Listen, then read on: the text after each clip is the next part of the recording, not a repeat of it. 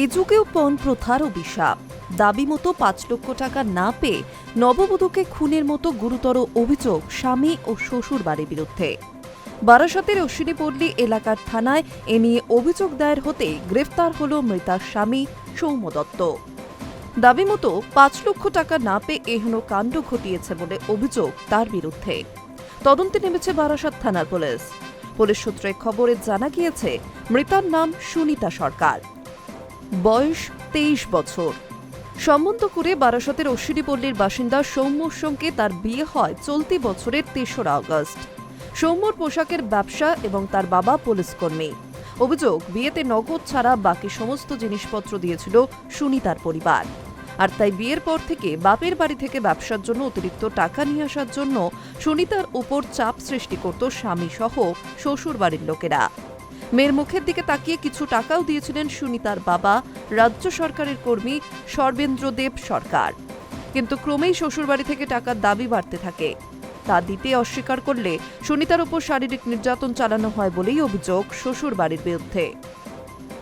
পরিবার সূত্রে জানা গিয়েছে, দিন ৫-৬ আগে ব্যবসার জন্য ৫ লক্ষ টাকা দাবি করেন সুনিতার শ্বশুর বাড়ির লোকজন। কিন্তু এত পরিমাণ টাকা একসঙ্গে দিতে না পারায় কথা বাপের বাড়ির তরফে জানানো হলে নববধূর উপর অত্যাচার বাড়তে থাকে বলেই অভিযোগ ওঠে। এর মধ্যে গত মঙ্গলবার সৌম্য ও তার শাশুড়ির থেকে ১০,০০০ টাকা নিয়েছিল বলেই জানা গিয়েছে। এর পরের দিন বুধবার রাতে হঠাৎই সুনিতার শ্বশুর ফোন করে বাবার বাড়ির লোকেদের আসতে বলেন। তারা মেয়ের বাড়িতে গিয়ে দেখেন সুনিতা বিছানার উপর নিস্তেজ হয়ে শুয়ে আছে, হাতে পায়ে নাকে মুখে আঘাতের চিহ্ন। দ্রুত তাকে বারাসতের একটি বেসরকারি হাসপাতালে নিয়ে যাওয়া হলে চিকিৎসকেরা মৃত বলে ঘোষণা করেন। এরপরই মৃতের পরিবারের তরফে বারাসত থানায় অতিরিক্ত পণের দাবিতে মারধর করে খুনের অভিযোগ দায়ের করা হয় মেয়ের স্বামী, শ্বশুর ও শাশুড়ির বিরুদ্ধে। তারপরই গ্রেফতার হয় সুনিতার স্বামী সৌম্য। অভিযুক্ত বাকি দুজনের ভূমিকা খতিয়ে দেখা হচ্ছে বলেই জানিয়েছে পুলিশ। মৃতের বাবা সর্বেন্দ্রদেব বলেন, মেয়েকে ৪ মাস আগে বিয়ে দিয়েছিলাম, ভেবেছিলাম সুখে সংসার করবে। বিয়ের পর থেকে জামাই শুধু টাকার দাবি করত।